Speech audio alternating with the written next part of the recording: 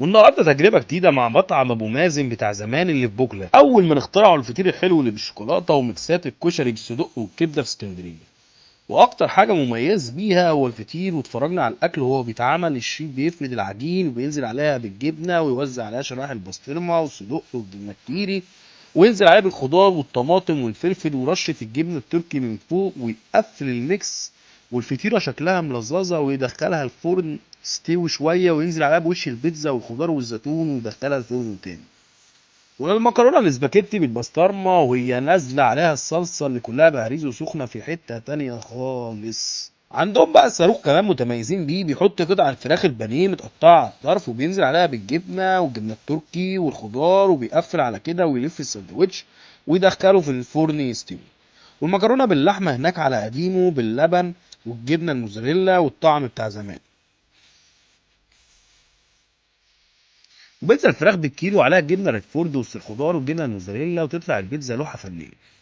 تطلع بقى الفطيرة من الفرن وشكلها وهي نافشة نفسها وفرد عضلاتها علينا روعة الروعة. وبجد الشيف بقى بيقطع الفطيرة ومنظرها جامد وشغل عالي وجامد قوي. والحواوشي عندهم له طريقة مختلفة وشكلها مختلف.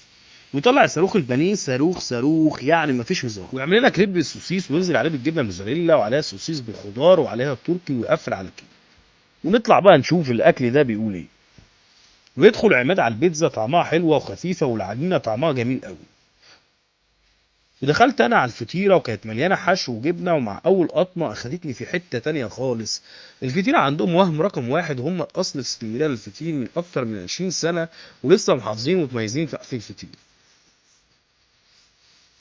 ودخلت على الحواوشي وكان خفيف وتحسه قريب من البيتزا شويه بس الطعم مختلف. ودخل نصر على الاسباجيتي البسطرمه وطعم الصلصه بالبسطرمه جامد والمكرونه لذيذه اللذاذه. ودخل نصر على الصاروخ وكان مولع والجبنه فيه بتشد وغرقان والحشو بتاعه مليان وطعمه عالي قوي ويسد معاك واحد صاروخ بانيه على ابوه. ونيجي بقى للمكرونه الفرن ويدخل عليها نصر والجبنه بقى بتشد وتدوق الطعم بقى الخلطه بقى بتاعت زمان الجامد قوي. ويدخل عماد على الكريب وطعمه حلو وحاجه اخر روقان. ويجي بقى للحاجه الطب بقى اللي هي اللي احنا بنحبها، اللي هي الكشري بالكبده والكشري بالسجق. اول ناس اخترعوا الميكسات دي. وعندهم صلصه الطماطم بالدقه حكايه، تنزل بيها على الكشري وتعصر ليمون على الكبده وتقلب الميكس الجامد ده مع بعضه وطعمه حلو. ويدخل نصر على الكشري بالصدق وينزل بالدقه بالطماطم وطعمه كان حلو قوي قوي، طعم الصدق جامد قوي مع ميكس الكشري. اخر جمدان واخر عظمه. ونزل لنا الحلو وما كناش قادرين اساسا، بس قلنا ندوق ونلف الباقي، وما ينفعش نيجي ابو مازن وما ندوقش من فطيره الشوكولاته اللي هم اصلها واصل الميكسات في اسكندريه. والفطيره الشوكولاته محشيه اوريو ونوتيلا، والفطيره القشطه بالعسل واللبن والاناناس. ودخلنا على الفطيره القشطه وكانت طعمها حلو وخفيفه، وطعمها حلو قوي. الفطيره خفيفه والاناناس محليها وسكرها مظبوط ومش بيجزع النفس وجميله قوي. ودخل عماد على الفطيره الشوكولاته النمبر 1. الفطيره الشوكولاته طعمها مظبوط قوي، مش مسكره زياده، لا مظبوطه.